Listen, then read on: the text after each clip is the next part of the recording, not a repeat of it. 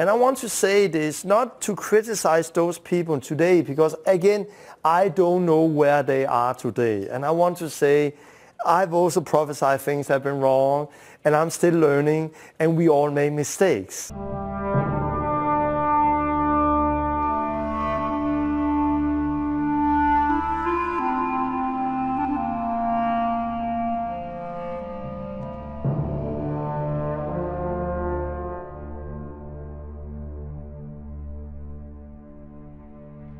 And suddenly we saw it on the sky, that God had written, real.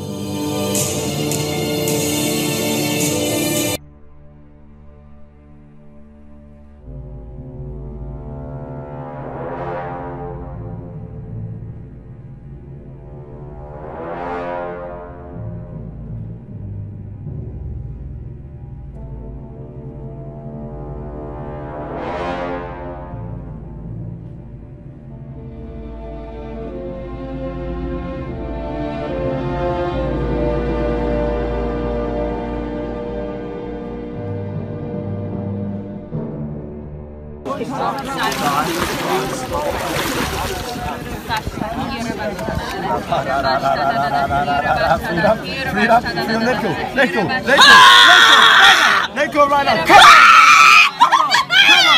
on right now. You can.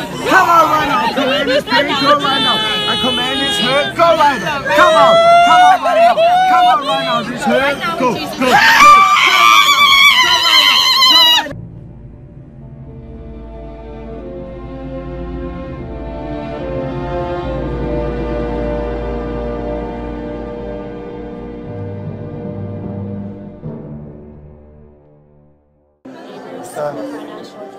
Så hvad er din holdning til at lave dæmonuddrivelser på børn? Ja, jeg har ikke haft nogle eksempler med dæmonuddrivelse på små børn. Vi har set børn møde Gud, vi har set børn opleve Helligånden, vi har set børn tale i tunger, men jeg har ikke nogen dæmonuddrivelse på børn. Torben Søndergaard siger, at han ikke laver dæmonuddrivelse på børn. Men på YouTube finder vi en række eksempler på, at Torben driver dæmoner ud af børn. Torben Søndergaard råber børnene ind i hovedet, at dæmonerne skal forlade deres kroppe. I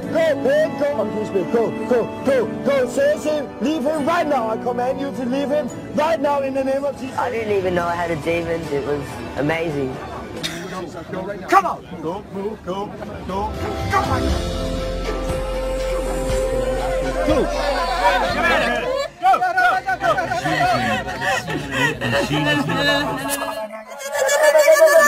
Prayed for her, and the demon left her.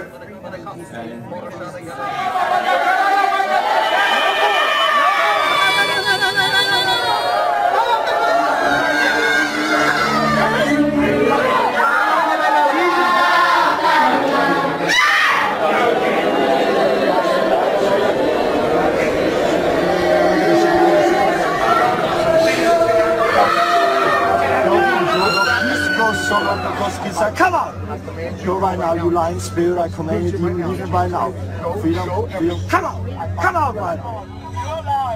We've seen many people got set free from demons and healed, and one of them was a young girl, 9 years old, who had autism, and that spirit just left her.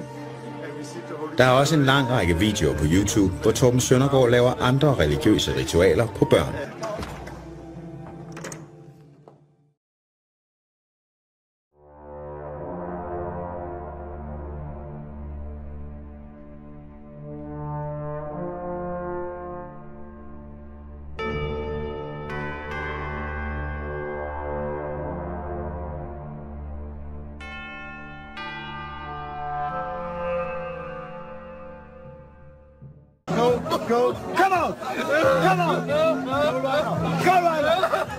Vi finder en video fra Holland, hvor Torben Søndergaard beder for en mand i kørestol.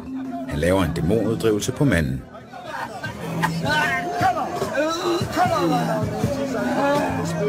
Manden hedder Ton Wiersma. Ton lider af alvorlig gigt. Han kan ikke gå, fordi han har voldsomme smerter i benet. Efter dæmonuddrivelsen rejser Ton sig op. Torben Søndergaard trækker ham rundt i salen, selvom det gør ondt.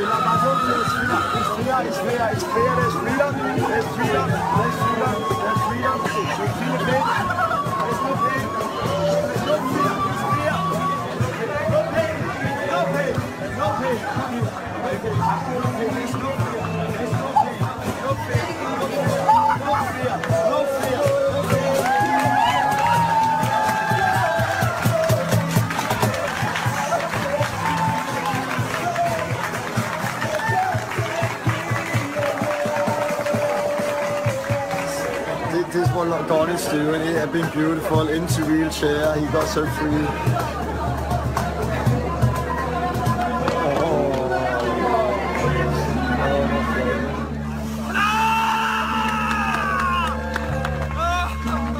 Efter seancen følger Ton Wiersma og hans kone Torben Søndergaards bevægelse. Ton bliver døbt. Han dropper kørestolen og går frit rundt og tager på cykelture. Today's Monday, only a day and a half after his baptism. Look at him. We're on a bike.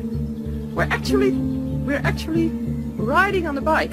A new birth for you and a new day, and now there's an empty wheelchair somewhere. Yeah. And here we have him. Yay! Walking around, so it's beautiful.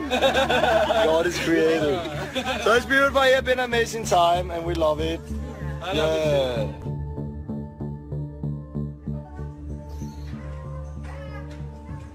Vi finder ud af, at Ton Wiersma har fået amputeret sit ben 8 måneder efter mødet med Torben Søndergaard i Holland. Kort efter fjerner Torben Søndergaard videoen af helbredelsen fra nettet.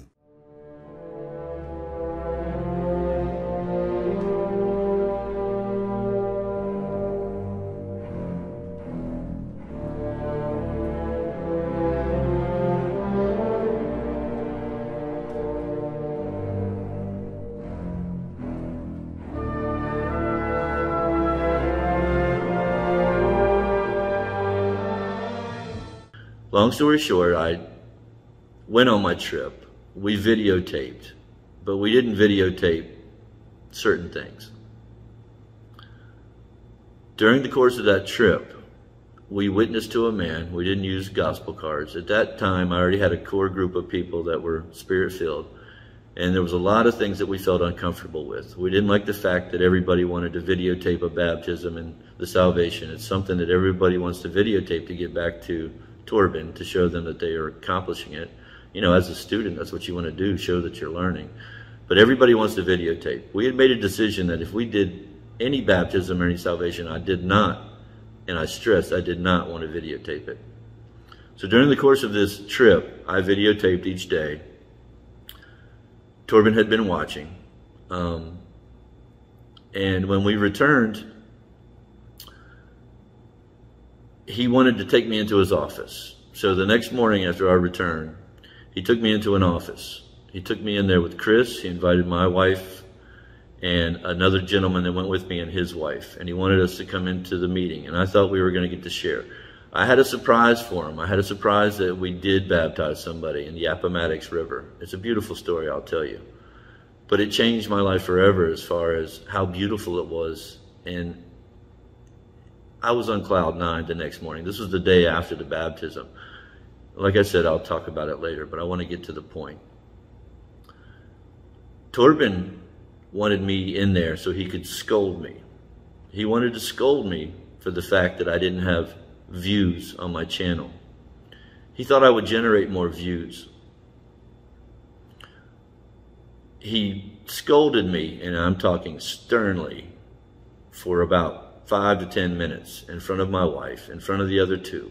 And I sat there and I listened because I had an ace in the hole. I wanted to tell him, hey, we got some fruit. I got fruit out of this trip. But in the course of him spewing everything, and I could see that he was getting more and more upset, I shut him down. I said, wait a minute. I said, the trip wasn't a failure. We got a piece of fruit. We baptized a man last night. It was the most beautiful experience of my life. And if the whole trip was a failure, for that, if it was only for that, it was worth everything. Excuse me.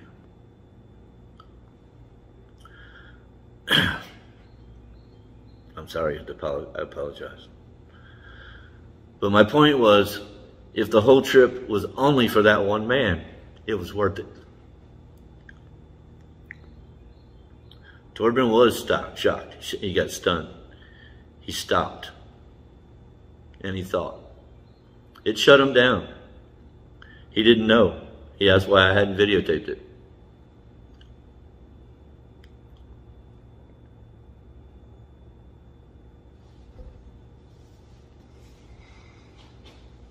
He then looked me straight in the eye and with anger in his voice.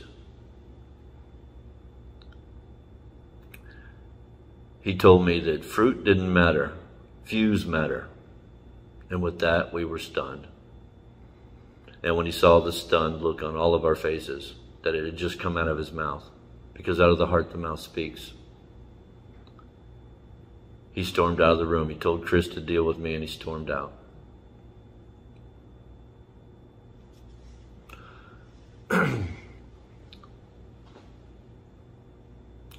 I have to end with this. I've gone too long. But I realized at that moment that Torben Søndergaard cared more about views than a piece of fruit.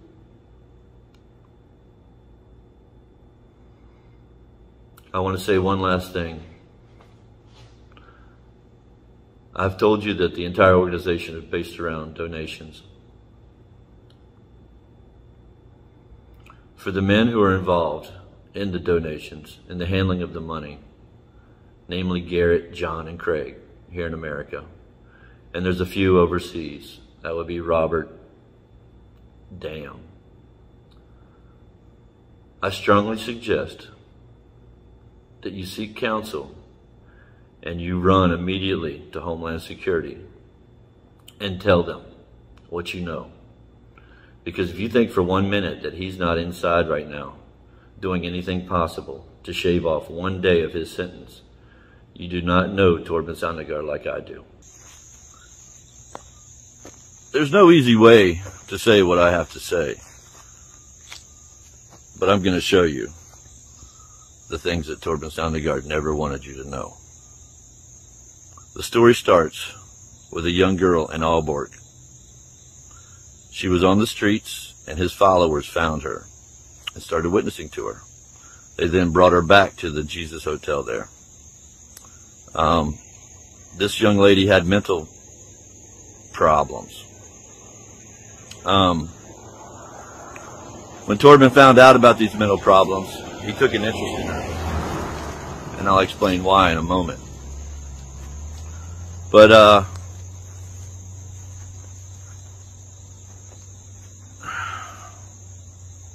there's no easy way to say this, so I'm just going to have to start with this part. The young woman, after she had been at the Jesus Center for a time, came running out of the Jesus Center one night, and she was screaming. She was screaming the same thing over and over, and she ran straight into the arms of a woman. The woman told the police, and the police heard what she was saying over and over. What she was saying over and over is, Torben Søndergaard raped me. Torben Søndergaard raped me. Torben Søndergaard raped me is all she would say. It's the only things that came out of her mouth. The traumatic experience that had just happened to her traumatized her in such a way that that's basically all she could say. But because of, let me put it this way.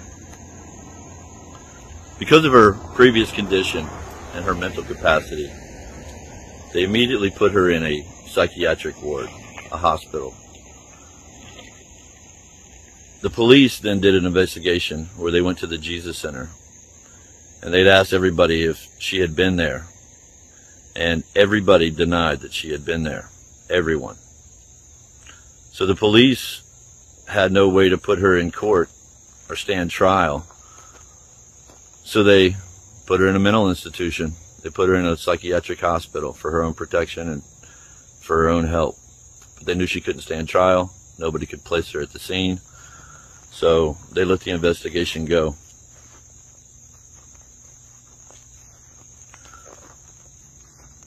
The mother, who wasn't aware of the Jesus Center, didn't know what had happened, knew what her daughter was saying, stayed by her bed day and night. Something very important to note is that she would wake up continually with nightmares. Every time she was sedated and put to sleep, she would wake up screaming. What she woke up screaming is, "I'm not your daughter and you're not my father. I'm not your daughter and you're not my father." This is a very important fact in this whole situation that I think the world needs to know. The delay in this video has been because we've secured security for this young lady. She's now protected. The men and women that threatened her life, including Torben Søndergaard, threatened her that if she ever spoke, they would harm her family and her. It traumatized her. She was in fear. I want to tell you something, Torben. I don't think there's a man on this planet or a father who didn't feel or wouldn't feel the way I felt when I found out about this story. I tried to get investigators involved. I tried to get people involved over there. But because of her mental situation and her being in a hospital and no one placing her at the Jesus Center, the hotel at the time, the investigation was not properly handled or pursued, I should say.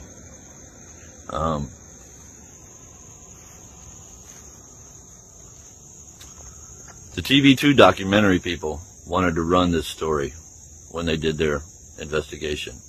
They also went to the Jesus Hotel and asked everybody if she was there, and no one could place her there. They asked everyone. But they finally found one person right before the episode aired, but it was too late to produce. But they found one person. That one person is still with you to this day and making videos on your channel. That would be Juan. He had a good heart and told the truth and placed her at the Jesus Center. What's important to note for all of you is that our school, the police were also coming around and looking for Torben. There was a lot of issues with the community at our place, and the cops were coming there regularly. We were told as students not to tell them anything. I mean, we were told specifically, do not tell them anything. And I believe this is kind of the situation that may have happened there. They don't know why they were told not to say she was there, but they were told not to say she was there. Torben knew why he didn't want to place her there, but they probably had no clue. There are specific men and women who did know the situation. The young girl claims that Lena was also aware of the situation. She also claims that Lena would call her a fat cow, which is beyond me. I don't have words to describe someone that could do that to a mentally challenged young woman. But for the men and women who threatened her life, we know who you are. This is an update for all of you. She's now out of the hospital, and she now has a sound mind. She's not been given the spirit of fear, but of love, power, and a sound mind. And she's got great recollection. She's picked all of you guys out, so we have your names and photographs. We're going to provide the best lawyers that money can buy for her in Denmark, and we're going to pursue this case. There's also production companies that are very interested in telling the story, like I told you before. One thing that's very important for me to put in this video is that when Torben Søndergaard left Denmark, he left in a really big hurry because he knew that a lot of eyes were on him. And this documentary was on every channel day and night in Denmark, like I told you, for 2 weeks. I feel that he thought that the investigators that knew about this case might see what I saw on that video and saw how he was being a predator on that video. And I think that he feared that that someone might notice like I did. So he wanted to get out of town quick because he got caught on camera showing what he's like behind closed doors with a vulnerable woman. Like I said, we've got protection around the young woman now. We're going to provide legal help for her, and we're going to pursue this case. If you thought you had problems before, buddy, you're about to see a whole new world. You had a chance to repent. You had a chance to come clean. And I believe God's getting ready to make an example of you on a worldwide stage as judgment. I believe he's going to show you his hand.